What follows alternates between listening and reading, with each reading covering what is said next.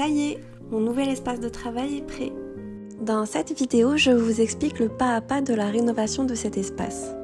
Cette pièce de la maison faisait office de studio de musique. J'ai donc commencé par retirer les supports de guitare, j'ai comblé les trous avec du plâtre, et puis je devais dessiner la ligne de séparation horizontale des deux parties de mon mur.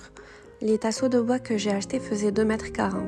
J'ai demandé à ce qu'on me les coupe en deux au magasin et du coup je me suis retrouvée avec des tasseaux de 1,20 m. Je suis donc partie sur cette base pour marquer mes repères et j'ai démarré la peinture. Le plus dur c'était d'ouvrir le pot de peinture. Forcément je me suis blessée.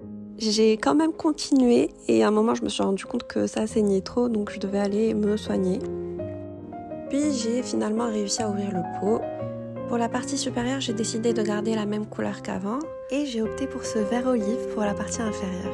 J'ai décidé de réaliser une première couche avant de disposer les tasseaux de bois pour me simplifier la tâche et pour avoir un rendu plus uniforme. La journée était hyper fatigante, du coup j'ai laissé sécher et j'ai repris le lendemain, plus en forme. Je n'étais pas sûre des mesures de mon mur, j'ai du coup décidé de couper moi-même les bouts de bois manquants, pour la partie en coin notamment. J'ai utilisé de la colle tout support pour coller mon bois sur le mur. Alors finalement c'était ça la partie la plus dure. Je devais bien appuyer pour bien fixer le bois sur le mur, alors autant vous dire que tous les membres de mon corps y sont passés. J'ai utilisé un morceau de bois de 30 cm pour marquer l'espace entre les différents tasseaux. Alors oui, si vous prenez une cartouche de colle tout support, pensez à prendre le pistolet à colle qui va avec parce que moi j'ai vraiment galéré. J'ai ensuite appliqué la deuxième couche de peinture verte en prenant bien soin d'en appliquer dans les coins.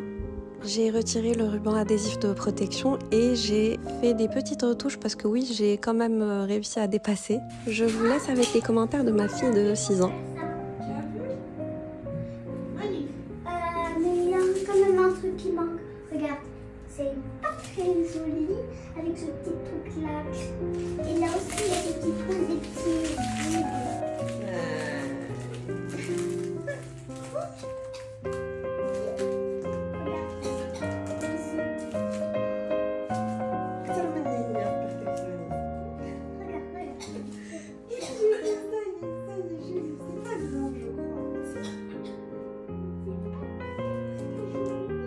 Merci Mia. Du coup, j'ai ensuite collé la mini étagère en bois. Je voulais garder l'aspect brut, du coup j'ai juste appliqué une couche d'huile de lin. Et voilà, l'espace était enfin prêt pour accueillir mon îlot de cuisine et les petits éléments de décoration. J'avais envie de rester sur des matériaux bruts, j'ai donc opté pour le bois et le raffia. J'ai disposé ce pichet rétro et ce petit contenant tout mignon de la même couleur que mon mur. Et voilà. Ah oui, quand même, pour mon îlot, j'ai eu besoin d'une commode et d'un plan de travail de chez Ikea que j'ai customisé en utilisant le matériel que j'avais déjà.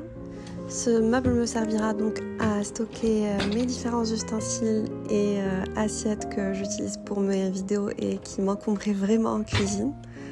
J'ai aussi installé des roulettes au meuble pour pouvoir le tirer pour filmer et puis le remettre contre le mur quand j'en avais pas besoin pour garder de la place.